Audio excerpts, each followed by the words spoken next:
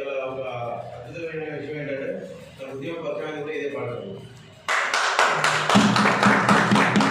అంబేద్కర్ వర్ధంతి రోజు 2017లో ఇక్కడ మీటింగ్ జరిగింది. సదానంద సార్ ఆధ్వర్యంలో మీటింగ్ జరిగింది.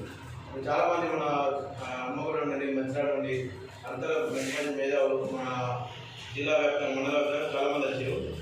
అప్పుడు మీటింగ్ పొద్దున 9 గంటలకు స్టార్ట్ అయిన మీటింగ్కి నేను మధ్యాహ్నం 1 గంటలకు వచ్చాను. 1 గంటలకు ఎందుకు వచ్చానంటే వేరే జరిగే సంఘాల మీటింగ్లకు మున్సిపాలిటీ చేసే వాళ్ళ అంబేద్కర్ వర్ధంతి ప్రోగ్రాం వెళ్ళి అవే గొప్ప అనుకుని అక్కడ తిరుగుకుంటూ అక్కడ పోయి ఇక్కడికి వచ్చాను. ఏదో మీటింగ్ కదా చూద్దాం మెల్ల పోదాం చేసి ఒకటికి వచ్చాను. ఒకటికి జరిగిన మీటింగ్ నైట్ 8 అయింది. ఇక్కడ జరిగిన మీటింగ్ 8 గంటలు జరిగిన తర్వాత తెల్లారుండి సార్లు అందరూ నా దగ్గర ఇదే ఉద్యమాలు అన్ని ఉద్యమాలు వదిలిపెట్టి అన్ని సంఘాలు వదిలిపెట్టి ఇదే ఉద్యమాలు